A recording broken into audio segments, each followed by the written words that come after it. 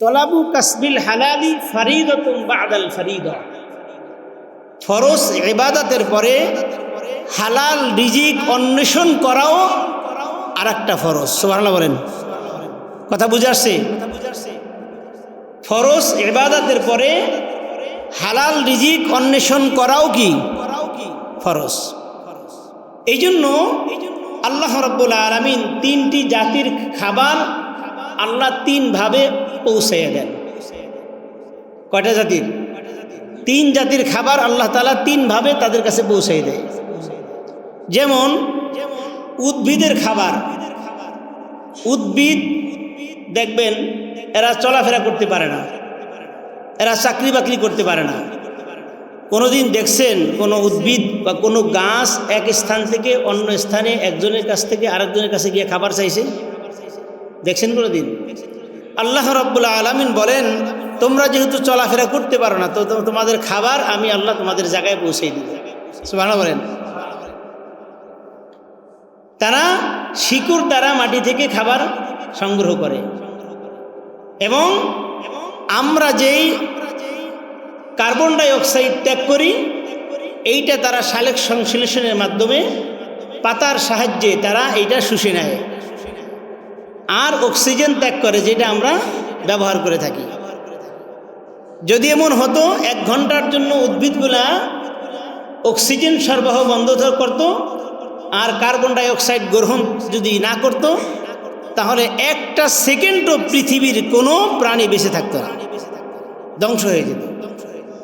তাহলে উদ্ভিদের খাবারগুলো আল্লাহ তাআলা জায়গায় পৌঁছে দেয়। আর একটা জাতি আছে প্রাণী, পশু পাখি, গরু ছাগল, হাঁস মুরগি, এদের খাবারগুলো আল্লাহ রাব্বুল আলামিন জায়গায় পৌঁছায় না, কারো মাধ্যমে পৌঁছায়। আল্লাহ রাব্বুল আলামিন ইমানদারদেরকে মোহাব্বত করে ভালোবেসে রাখতেছেন, ইয়া আইয়ুহাল্লাযীনা আমানু, অর্থাৎ হে ইমানদারগণ। আল্লাহ অতি দয়া করে মোহাব্বতের হৃদয় নিয়ে আল্লাহ তাআলা ডাকতেছেন যে হে ইমানদারগণ,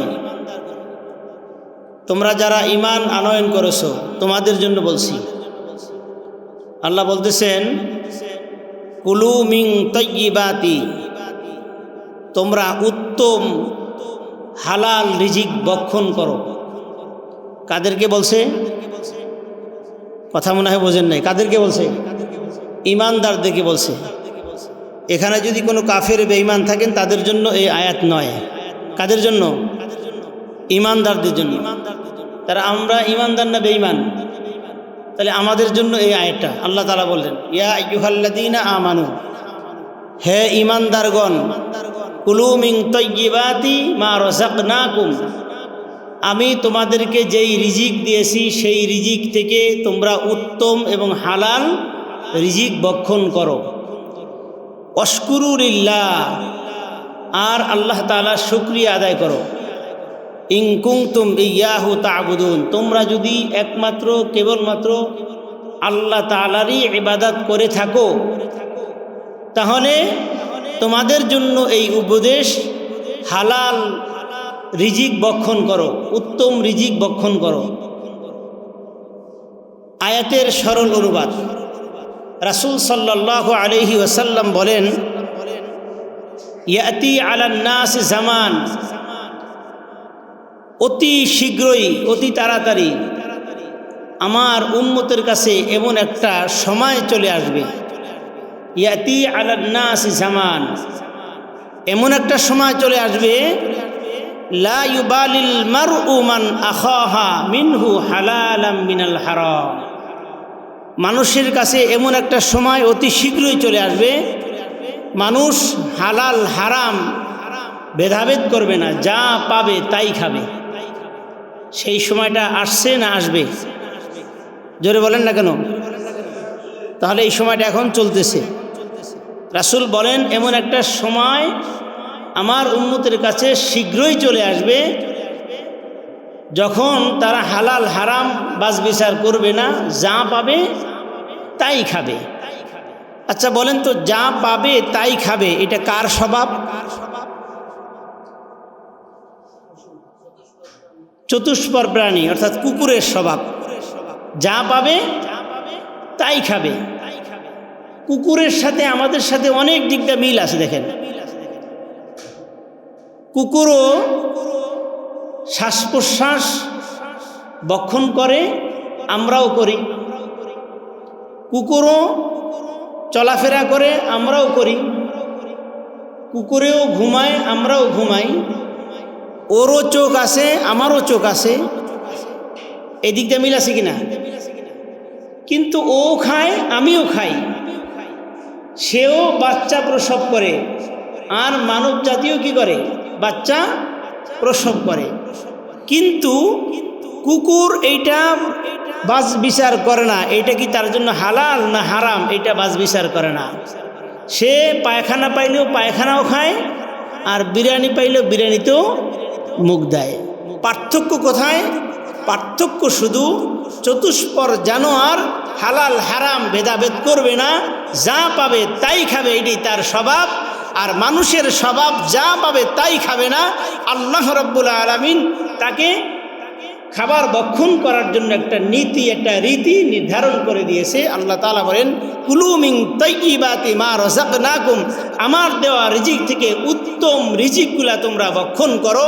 যখন মানবজাতি তার এই সীমানা থেকে সরে যাবে, যা পাবে তাই খাবে, তখন কুকুর আর মানুষের মধ্যে কোনো পার্থক্য থাকবে না। কথা বুঝাইতে পারছি? রাসূল সাল্লাল্লাহু আলাইহি ওয়াসাল্লাম আরেকটা হাদিসে বলেন, লা তাকুমুস সাআতু হাত্তা ইয়াকুলুর রিবা। রাসূল বলেন, ততক্ষণ পর্যন্ত কিয়ামত ঘটিত হবে না, সংগঠিত হবে না, যতক্ষণ পর্যন্ত প্রত্যেকটা ঘরে ঘরে সুদের ব্যবসা চালু না হবে।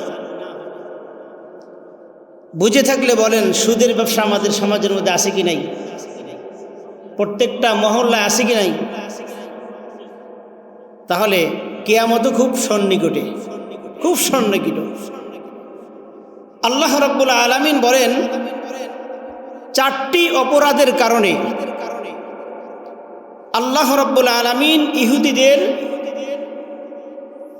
হালাল রিজিক তারা উপার্জন করেছে, এটাও হারাম করে দিয়েছেন 4টা অপরাধের কারণে।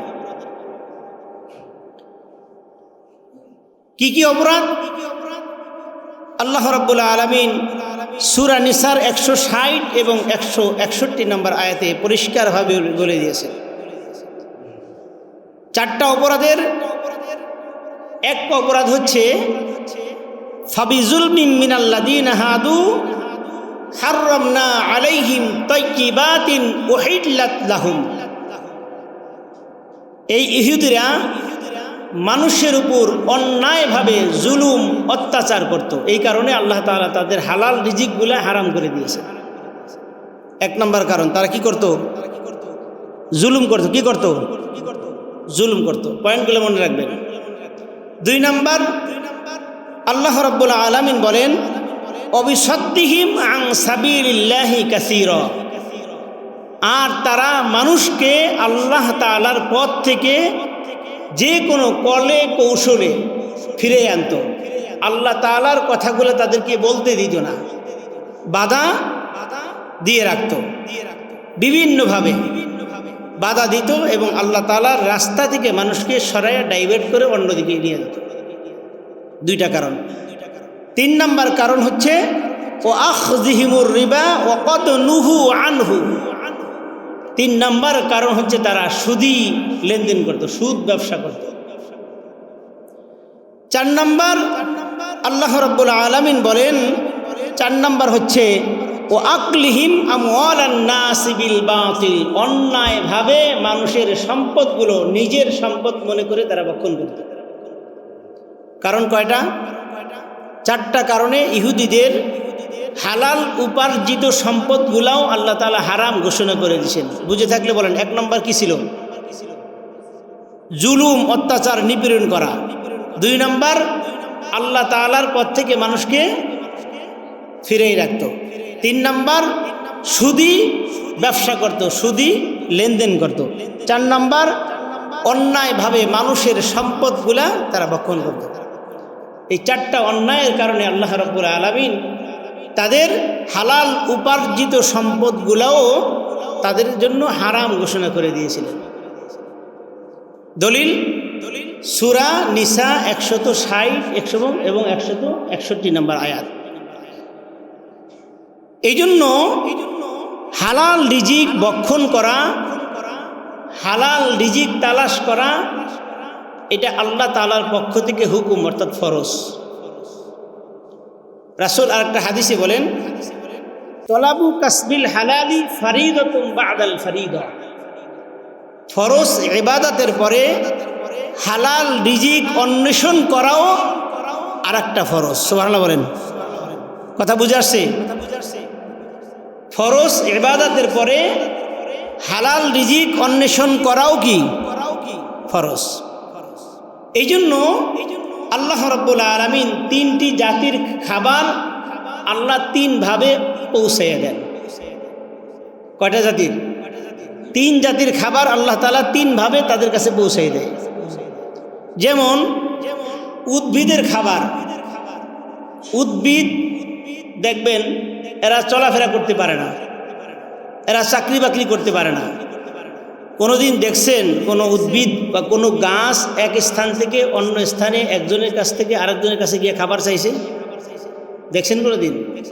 আল্লাহ রাব্বুল আলামিন বলেন, তোমরা যেহেতু চলাফেরা করতে পারো না, তো তোমাদের খাবার আমি আল্লাহ তোমাদের জায়গায় পৌঁছে দিব। সুবহানাল্লাহ বলেন।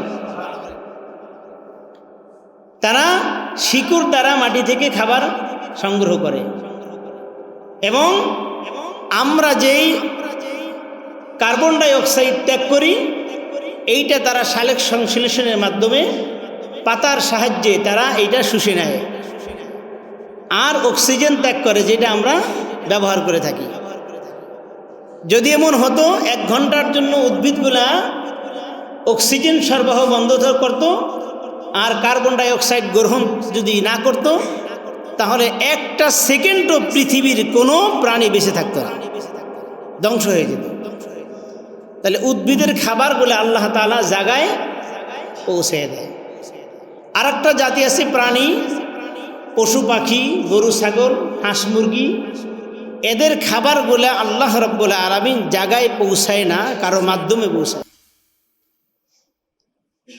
যেমন পাখি এক ডাল থেকে অন্য ডালে যাবে, তার খাবার পেয়ে যাবে। এক ক্ষেত থেকে উড়াল দিয়ে অন্য ক্ষেতে যেয়ে বসবে, তার খাবার পেয়ে যাবে।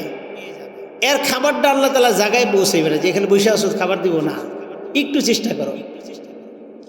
কিন্তু মানব জাতি আশরাফুল মাখলুকাত, সৃষ্টির সেরা জীব, আল্লাহ রাব্বুল আলামিন বলেন উদ্ভিদের মতো তোমাদের খাবারগুলা জায়গায় পৌঁছাইয়ে দিব না।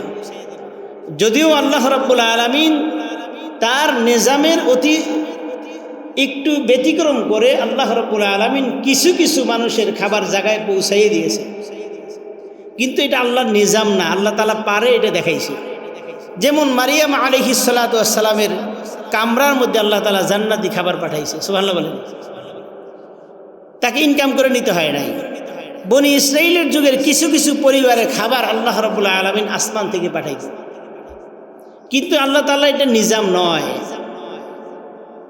মানুষের নিজাম কি?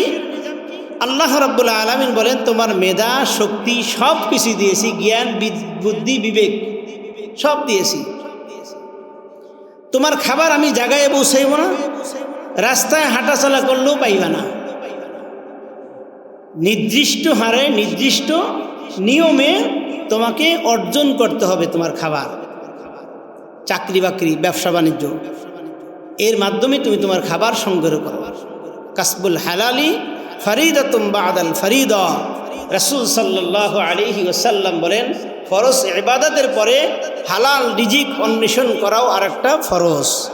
আল্লাহ রাব্বুল আলামিন বলেন ফাইযা কুদিয়াতিস সালাহ ফান্তাশিরু ফিল আরদি।